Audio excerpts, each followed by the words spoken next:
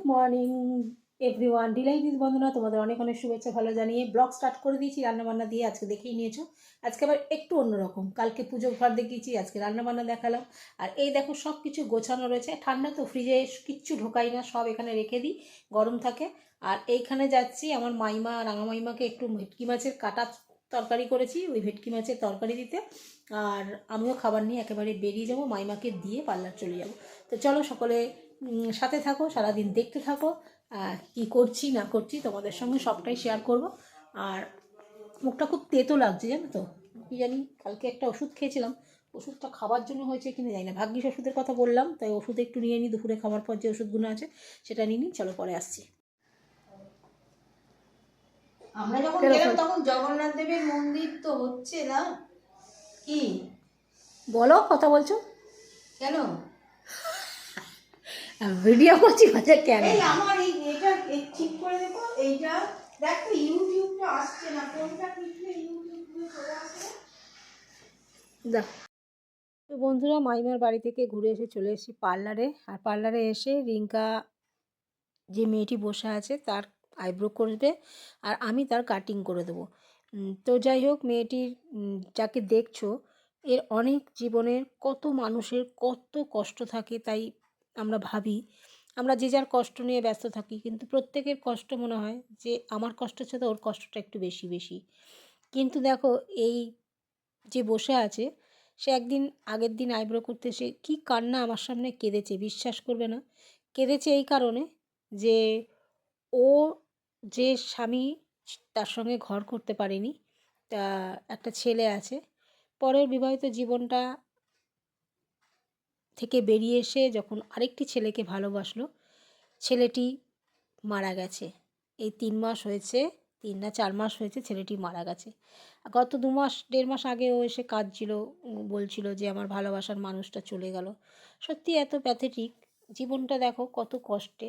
আর এই ছেলেটি কিন্তু ওকে সত্যি ভালোবেসেছিল, আর ও কিন্তু সত্যি ভালোবেসেছিল। সেই গল্পগুলোই ও করছিল, আর ওর গল্পগুলো শুনলে না মনটা খুব ভারী হয়ে যায় জানো তো। যে যাকে ভালোবাসলো তাকে না পাওয়ার যন্ত্রণাটা অনেকটাই, অনেকটাই বেশি, এগুলো কাউকে বোঝানো যায় না। আর কেন জানি না ওর ওই কষ্টগুলো শুনে আমাদের কিন্তু খুব খারাপ লাগছিলো। আগের দিন যদিও বা আমি একা শুনেছি, তো রিঙ্কা এই ব্যাপারটা জানে। তো আগের দিন যেহেতু আমি একা শুনেছি, আর সেই থেকে ওকে দেখলেই আমার ওর কষ্টটার কথা মনে পড়ে। ও কিন্তু তবু কিন্তু শক্ত মনে তার মাকে দেখার জন্য কিন্তু এখনও পর্যন্ত শক্ত হয়ে রয়েছে। কিন্তু ভেতরের যে কষ্টটা, ওই কষ্টটা তো কাউকে শেয়ার করা যায় না, বলো, কাউকে কি শেয়ার করা যায়? কেউ কি নিতে পারবে এই দুঃখ কষ্টের ভারটা? অথচ জীবন চলবে, জীবনকে থামিয়ে রাখলে চলবে না। তাই ভিতরের ক্ষতগুলো যা হয়, সেই জানে যে তার ভিতরে কতটা ক্ষত হয়েছে বা কতটা হচ্ছে। আর এই করতে করতে, কথা বলতে বলতে আমি এই সুযোগে তোমাদের একটু কাটিংটাও দেখিয়ে দিচ্ছি। আর কাটিংটা দেখাতে দেখাতে ওর দুঃখের কথাগুলো আমরা মন দিয়ে শুনছিলাম। এই রিঙ্কাও অনেক কিছু বোঝালো। আর আমি যেহেতু আগের দিনও সব ঘটনাটা শুনে নিয়েছি, কথা বলে নিয়েছি এই বিষয়ে, সেই জন্য আমি কিন্তু অত ওর কথা বলিনি, একটা দুটো কথা ছাড়া। তো ও ওর কথা বলছিল, আর যার সঙ্গে ওর ভালোবাসা ছিল তার ছবিটাও দেখিয়েছিল। ছেলেটিকে দেখতেও সুন্দর ছিল, আমি দেখেছি। একদম মানে কি বলবো, জলজ্যান্ত, 40 বছরও বয়স হয়নি ছেলেটার। মানে এত প্যাথেটিক যে আমার বলার ভারসাম্য হারিয়ে যাচ্ছে। তো চুলটা কেটে নিই, চুলটা কেটে তারপরে আরও আনুষঙ্গিক পরপর কাজ আছে, সেই কাজগুলো কিন্তু আমার পরপর ছিল জানো তো। এই যে আমি উঠলাম একে কাটিং করতে, তারপরে কিন্তু আমি একটুও বসিনি। তারপর থেকে সমানে কাজ এসে গেছে, আর সমানে কাজ করে গেছি, সমানে আইব্রো করে গেছি, সমানে ট্যান করে গেছি, সমানে ফুল ফেস থ্রেডিং হয়েছে, সেগুলো করে গেছি। আর সেগুলো ওই ভিডিওর মধ্যে আছে, তোমরা পরপর দেখতে পারবে। আর তারপরে দুপুরের ভাতটা না খেলে আমার ধরে মাথার যন্ত্রণা। তো এই কাজ করতে করতে 4:30 বেজে গেছিলো কালকে খেতে। তো সেই খাওয়াটা যখন খেয়েছি, খাবার আগেই আমার গ্যাসে মাথা যন্ত্রণা ধরে গেল। আর সেই মাথা যন্ত্রণা, আমার বললাম না, মাইগ্রেনের যন্ত্রণা, ভাত যতক্ষণ না খাই ততক্ষণ কিন্তু গ্যাসে প্রচণ্ড মাথা যন্ত্রণা করে। আর মাইগ্রেনের যন্ত্রণা যার হয় সেই জানে যে মাইগ্রেনের যন্ত্রণা কতটা সাংঘাতিক। একটা দিক ধরে থাকে, পুরো এত যন্ত্রণা করে যে ভালো লাগে না কিছু। তো এই চুলটা কেটে নিই, কেটে নিয়ে তারপর পর কাস্টমার করব, আর সেগুলো তোমাদের সঙ্গে শেয়ার করব। তোমরা দেখতে থাকো।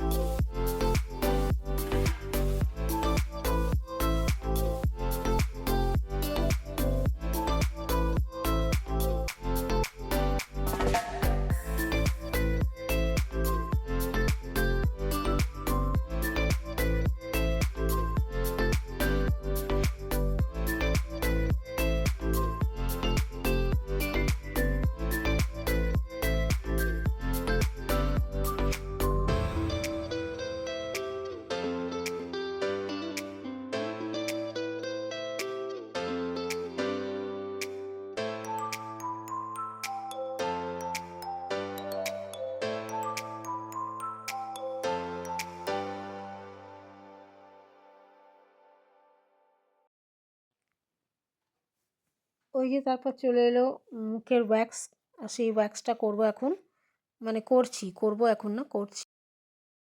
তো মা আর মেয়ে দুজনে এসেছিলো, তাদেরকে মুখে ওয়্যাক্স করে দিলাম, আর ওয়্যাক্স করে দেওয়ার পরে তাদেরকে একটু ক্রিম দিয়ে ম্যাসাজ করে দেবো, কারণ মুখের তাদের একটুখানি মানে কি বলবো, মানে মুখটা একটু লাল লাল হয়ে গেছিলো আর জ্বালা জ্বালা করছিলো বলছিলো।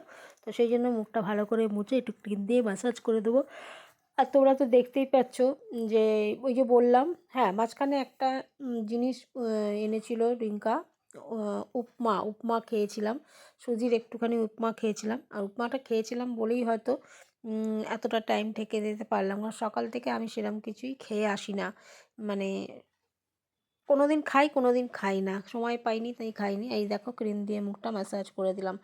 আর এদের প্রত্যেকেরই এখন বিয়েবাড়ি চলছে, বিয়েবাড়ির সিজন চলছে, তাই জন্য সবাইকে বিয়েবাড়ির মানে আইব্রো তো হচ্ছেই, প্লাস একটু ট্যান, একটু ফেসিয়াল, তারপরে একটুখানি কি বলে মুখের ওয়্যাক্সিং, এই সমস্ত যা যাবতীয় পার্লারের কাজ। আর আমি তো বলেইছি পার্লারের এইসব কাজগুলো আমি তোমাদের দেখাতে পারবো, কিন্তু আদার্স ফেসিয়াল টেসিয়াল যেগুলো অনেকেই বলো যে তোমরা কি ফেসিয়াল করো একটুখানি দেখাবে, ফেসিয়ালটা বন্ধুরা আমরা দেখাতে পারবো না, কারণ একটাই ফেসিয়াল কী করছি সেটা দেখাতে পারি, কিন্তু কাস্টমারকে করছি ফেসিয়াল এরকম ম্যাসাজ করছি সেটা দেখাতে পারবো না, সেটা আমাদের একটু অসুবিধা আছে।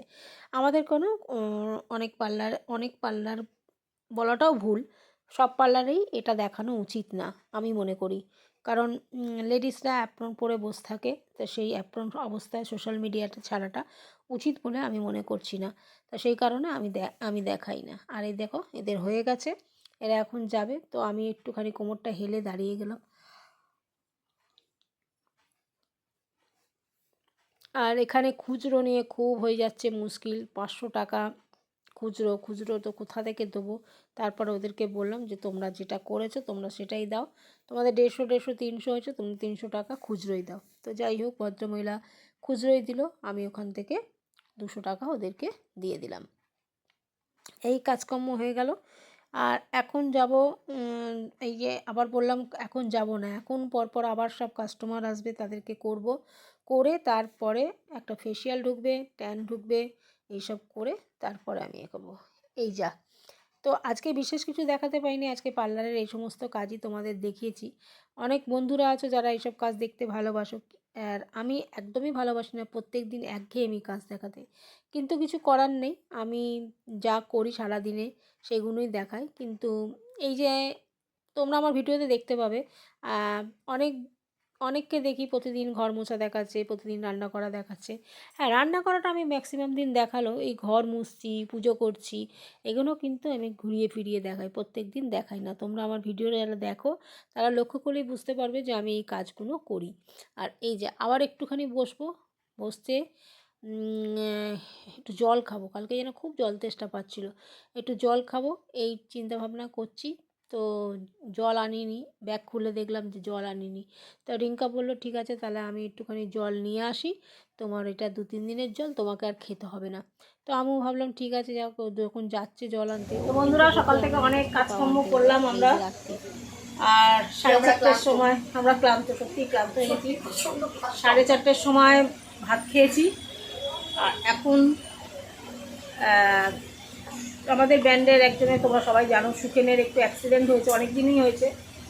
তো আজকে বললেন যে গিয়ে একটু দেখা করতে সুখেনের সঙ্গে।